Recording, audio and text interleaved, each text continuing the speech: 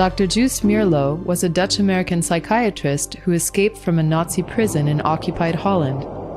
His book, The Rape of the Mind, The Psychology of Thought Control, Menticide, and Brainwashing, explores how totalitarian societies brainwash their citizens. Although written in 1956, Meerloo provides timeless lessons for resisting authoritarian pressures in contemporary times. Meerloo explained how Stalinist Russia, Nazi Germany, and other totalitarian societies used primitive Pavlovian strategies to control the population. He who dictates and formulates the words and phrases we use, he who is master of the press and radio, is master of the mind.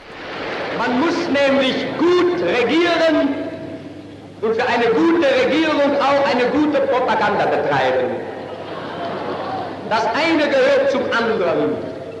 Eine gute Regierung ohne Propaganda kann ebenso wenig bestehen wie eine gute Propaganda ohne eine gute Regierung. Meerloo writes, freedom of discussion and free intellectual exchange hinder conditioning.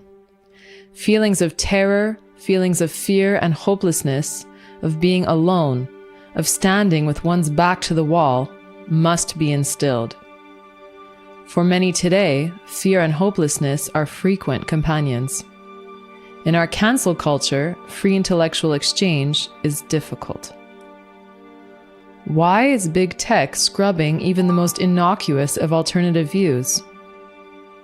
Meerloo explained why. The mind that is open for questions is open for dissent.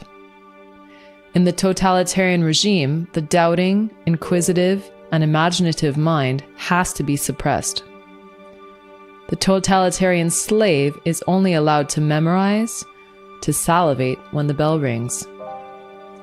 Meerloo adds, to the degree that the individual is made an object of constant mental manipulation, to the degree that cultural institutions may tend to weaken intellectual and spiritual strength, to the degree that knowledge of the mind is used to tame and condition people instead of educating them, to that degree does the culture itself produce men and women who are predisposed to accept an authoritarian way of life.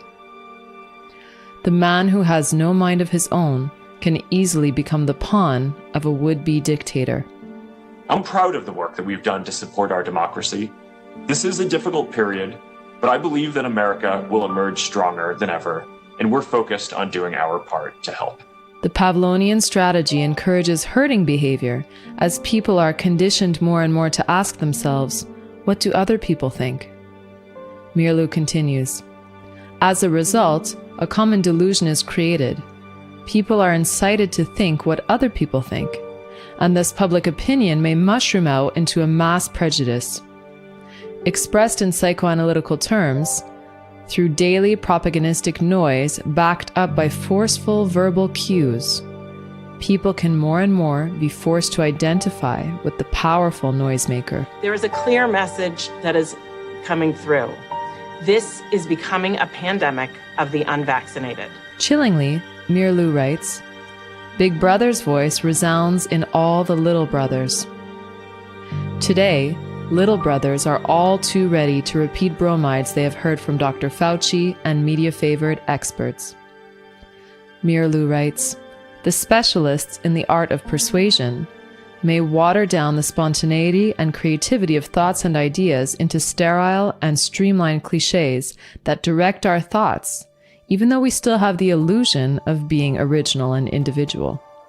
The result of this, as Meerloo observes, is in totalitarian countries, the self-thinking, subjective man has disappeared.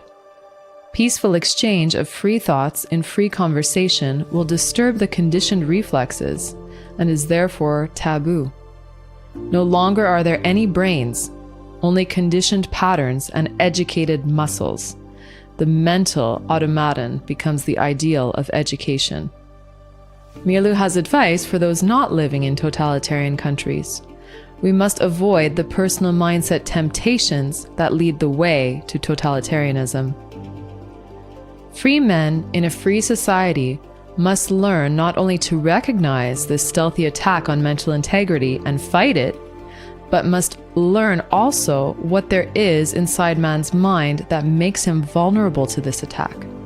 What it is that makes him, in many cases, actually long for a way out of the responsibilities that Republican democracy and maturity place on him. Escaping from responsibility seduces many. Meerloo writes, "The pressures of daily life impel more and more people to seek an easy escape from responsibility and maturity. Indeed, it is difficult to withstand these pressures. To many, the offer of a political panacea is very tempting. To others, the offer of escape through alcohol, drugs, or other artificial pleasures is irresistible. Unknowingly, we may become opinionated robots. We search for situations that create superficial fear to cover up inner anxieties. We like to escape into the irrational because we dislike the challenge of self-study and self-thinking. Our leisure time is occupied increasingly by automatized activities in which we take no part. Listening to piped-in words and viewing television screens. We hurry along with cars and go to bed with a sleeping pill. But for those idiots out there who don't know how to play, here's how it goes. For each correct answer, they'll move one step closer to our cube of cash. Meerloo warned that many free minds have given up the struggle for decency and individuality. They surrender to the zeitgeist, often without being aware of it. Public opinion molds our critical thoughts every day. As an antidote, Meerloo counsels spiritual bravery, a mental courage that goes beyond the self. It serves an idea. It asks for hyper-consciousness of the self as a thinking, spiritual being. He writes, "Spiritual bravery is not found among the conformists, or among those who preach uniformity, or among those who plead for smooth social adjustment. It requires continual mental alertness and spiritual strength to resist the dragging current of conformist thought. Man has to be stronger than the mere will for self-protection and self-assertion. He has to be able to go beyond himself in the service of an idea, and has to be able to acknowledge loyally that he has been wrong when higher values are found. Indeed, there is a spiritual courage that goes beyond all automatic reflex action. Financial, social, or other pressures might make you feel that you can't resist Big Brother. Resistance starts gently by recognizing our own mental processes that make us vulnerable to the current of conformist thought. With mental alertness, we attune ourselves to spiritual strength. With self-study, we prepare for peaceful exchange of ideas with those currently choosing to be little brothers.